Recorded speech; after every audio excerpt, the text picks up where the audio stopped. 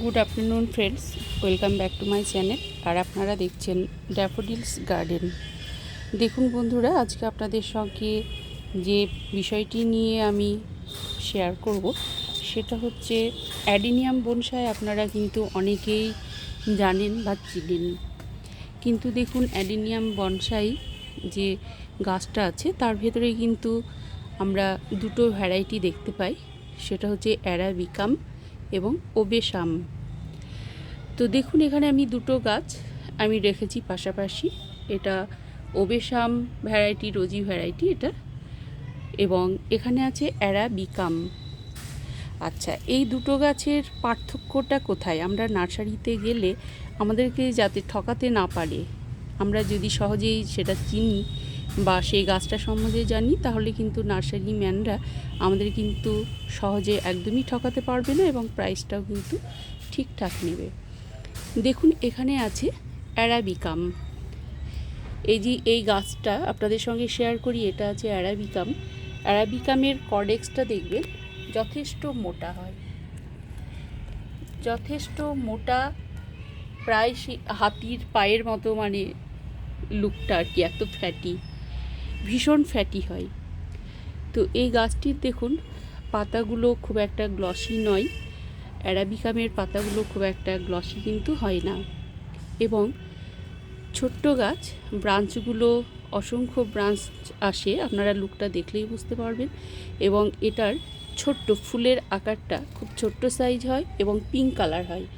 দেখুন এখানে pink colour এবং ছোট্ট সাইজ ফুলগুলো আপনাদের সঙ্গে শেয়ার করি। এখানে ছোট্ট সাইজ এবং পিঙ্ক কালার ফুল। আপনারা গাছটা দেখুন, গাছের গ্রোথ অবশ্যই ভালো আছে। কিন্তু এই যে অ্যারাবিকাম, আপনারা অনেকেই হয়তো নামটা শোনেননি।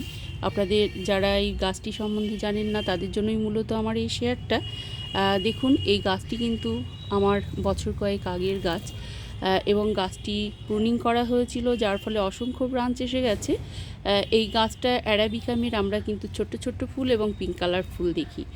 দেখুন গাছটির লুকস এবং কর্ডেক্সটা অবশ্যই ফ্যাটি, সেটা আপনাদের সঙ্গে শেয়ার করলাম। ঘুরিয়ে ফিরিয়ে আমি দেখানোর চেষ্টা করছি আপনাদের। এবং ওবেসাম ভ্যারাইটি যেটা, সেটা দেখুন এখানে পাশে আছে। এটা হচ্ছে কিন্তু ওবেসাম ভ্যারাইটি। আপনারা প্রচুর পরিমাণে আপনারা ফুল অবশ্যই পাবেন এবং প্রচুর প্রচুর কালার, ডিফারেন্ট টাইপ কালার কিন্তু আপনারা প্লেন এবং এই যে যেটা এই ধরনের যে কালারগুলো আপনারা সেটা কিন্তু সহজেই কিন্তু পেয়ে যাবেন। সেটা হচ্ছে ওবেসাম ভ্যারাইটির ভেতরে ভীষণ মানে সুন্দর দেখতে। অবশ্যই সিঙ্গেল পেটাল এবং ডাবল পেটালের ভেতরে হয়ে থাকে, কিন্তু আপনাদের রিকোয়ারমেন্ট অনুযায়ী আপনারা কিন্তু প্রচুর কালার পেয়ে যাবেন ওবেসামের ভেতরে। কিন্তু অ্যারাবিকামের ভেতরে আপনারা একমাত্র কিন্তু পিঙ্ক কালারটা বেশি হয় আর কি, পিঙ্ক কালার, এবং গাছের গেট আপটা অবশ্যই দেখুন। তো এই যে এই দুটোর ভেতরে পার্থক্য, এবং পরিচর্যা কিন্তু একই হবে। আপনারা সেক্ষেত্রে গার্ডেন সয়েল, ভার্মিকম্পোস্ট, বালি, অনেকে আজকাল সিন্ডারেও করছেন অ্যাডিনিয়াম, ভালোই হয় আর কি সিন্ডারে। তো আপনারা বালি মিশিয়ে আপনারা কিন্তু এটা রিপোর্ট করবেন, এবং রিপোর্ট করার সময় খাবার হিসেবে আপনারা দেবেন ভার্মিকম্পোস্ট থাকবে, সেই সঙ্গে হাড় গুঁড়ো, শিংকুচি এবং নিমখোল। মূলত কিন্তু আপনারা এটা দিয়েই কিন্তু রিপোর্টটা করবেন বা মিডিয়াটা তৈরি করবেন। এ ধরনের গাছগুলো দেখুন খাবার খুব বেশি পরিমাণ দরকার হয় সেটা বলবো না, খাবার অত্যন্ত কম দরকার হয়। মাসে একবার বা 2 মাসে একবার দিলেই কিন্তু যথেষ্ট। এ ধরনের গাছগুলোর খাবার বা পরিচর্যা খুব কম যত্নেই আপনারা বলতে পারেন গাছগুলোকে বড় করা যায়।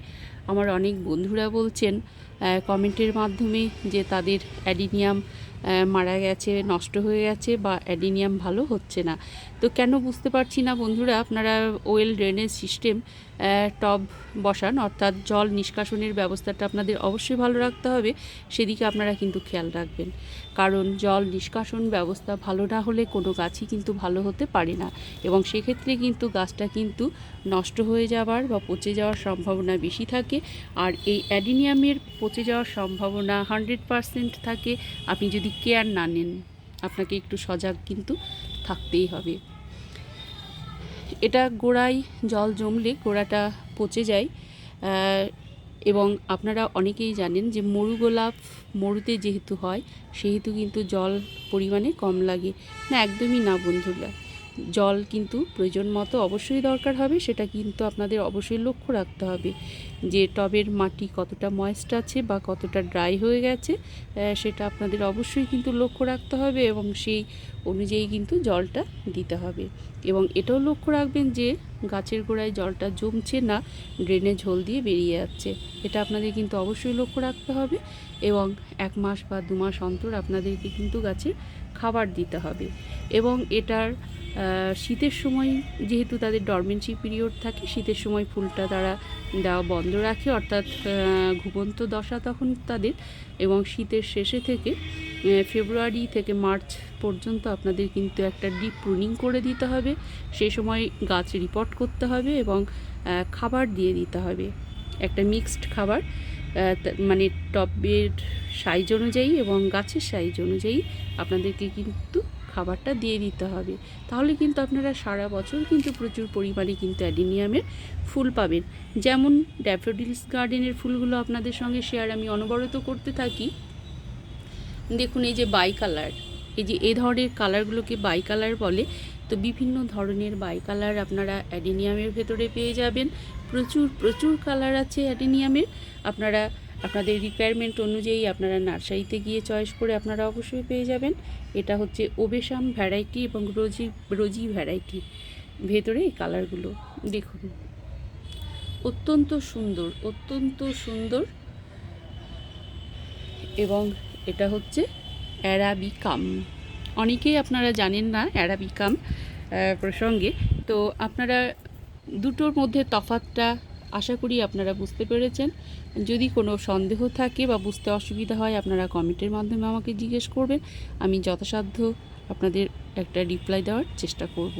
তো ঠিক আছে ভিউয়ার্স, আজকে এই পর্যন্ত। আপনারা খুব খুব ভালো থাকুন, সুস্থ থাকুন। Thank you for watching.